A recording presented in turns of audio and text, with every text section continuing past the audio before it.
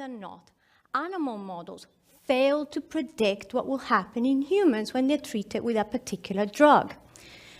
So we need better tools. We need human cells, but we need to find a way to keep them happy outside the body. Our bodies are dynamic environments. We're in constant motion. Our cells experience that. They're in dynamic environments in our body. They're under constant mechanical forces. So, if we want to make cells happy outside our bodies, we need to become cell architects. We need to design, build, and engineer a home away from home for the cells. And at the Wyss Institute, we've done just that. We call it an organ on a chip. And I have one right here. It's beautiful, isn't it? But it's pretty incredible. Right here in my hand is a breathing, living human lung on a chip. And it's not just beautiful. It can do a tremendous amount of things. We have living cells in that little chip. Cells that are in dynamic environment with interacting with different cell types. There's been many people trying to grow cells in the lab. They've tried many different approaches. They've even tried to grow little mini organs in the lab. We're not trying to do that here. We're simply trying to recreate, in this tiny chip, the smallest functional unit that represents the biochemistry, the function, and the mechanical strain that the cells experience in our bodies. So how does it work? Let me show you.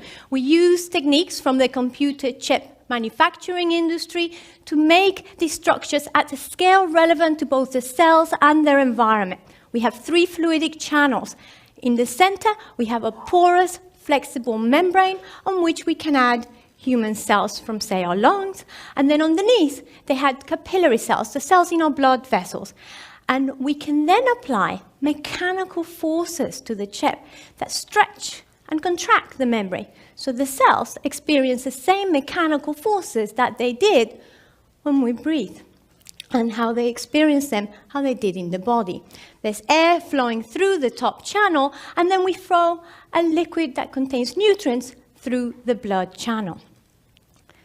Now the chip is really beautiful, but what can we do with it? We can get incredible functionality inside these little chips. Let me show you. We could, for example, mimic infection, where we add bacterial cells into the lung. Then we can add human white blood cells. White blood cells are our body's defense against bacterial invaders. And when they sense this inflammation due to infection, they will enter from the blood into the lung and engulf the bacteria. Well, now you're going to see this happening live in an actual human lung on a chip. We've labeled the white blood cells so you can see them flowing through. And when they detect that infection, they begin to stick. They stick, and then they try to go into the lung side from the blood channel. And you can see here, we can actually visualize a single white blood cell. It sticks. It wiggles its way through between the cell layers, through the pore, comes out on the other side of the membrane, and right there, it's going to engulf the bacteria labeled in green. In that tiny chip, you just witnessed one of the most fundamental responses our body has to an infection. It's the way we respond to an immune response. It's pretty exciting. Now, I want to share this picture with you. Not just because it's so beautiful, but because it tells us an enormous amount of information about what the cells are doing within the chips. It tells us that these cells, from the small airways in our lungs, actually have these hair-like structures that you would expect to see in the lung. These structures are called cilia, and they actually move the mucus out of the lung. Yeah, mucus, yuck.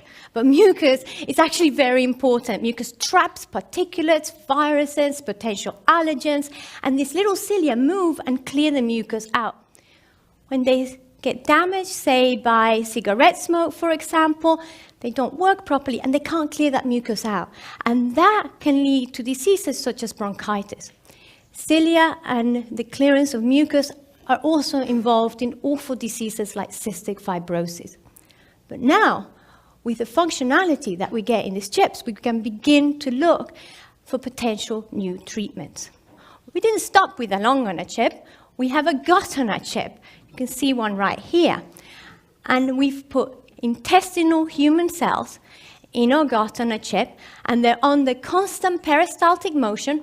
There's trickling flow through the cells, and we can mimic many of the functions that you actually would expect to see in the human intestine. Now we can begin to create models of diseases such as irritable bowel syndrome. This is a disease that affects a large number of individuals. It's really debilitating, and there aren't really many good treatments for it. Now, we have a whole pipeline of different organ chips that we are currently working on in our labs. Now, the true power of this technology, however, really comes from the fact that we can fluidically link them. There's fluid flowing across the cells, so we can begin to interconnect multiple different chips together to form what we call a virtual human on a chip. Now we're really getting excited. So now we're not going to ever recreate a whole human in these chips, but what our goal is to be able to recreate sufficient functionality so that we can make better predictions of what's going to happen in humans. For example, now we can begin to explore what happens when we put a drug like an aerosol drug. Those of you like me who have asthma, when you take your inhaler, we can explore how that drug comes into your lungs, how it enters the body, how it might affect, say, your heart. Does it change the beating of your heart? Does it have a toxicity? Does it get cleared by the liver? Is it metabolized in the liver? Is it excreted in your kidneys? We can begin to study the dynamic response of the body to a drug. This could really revolutionize and be a game changer for not only the pharmaceutical industry, but a whole host of different industries, including the cosmetics industry. We can potentially use the skin on a chip that we're currently developing on the lab to test whether the ingredients in those products that you're using are actually safe to put on your skin without the need for animal testing. We could test the safety of chemicals that we are exposed to on a daily basis in our environment, such as chemicals in regular household cleaners. We could also use the organs on chips for applications in bioterrorism or radiation exposure. We could use them to learn more about these diseases such as Ebola or other deadly diseases such as SARS. Organs and chips could also change with the way we do clinical trials in the future. Right now, the average participant in a clinical trial is that, average. Tends to be middle-aged, tends to be female. You won't find many clinical trials in which children are involved. Yet, every day, we give children medications, and the only safety data we have on that drug is one that we obtain from adults. Children are not adults. They may not respond in the same way adults do. There are other things like genetic differences in populations that may lead to at-risk populations that are at risk of having an adverse drug reaction. Now imagine if we could take cells from all those different populations, put them on chips and create populations on a chip. This could really change the way we do clinical trials.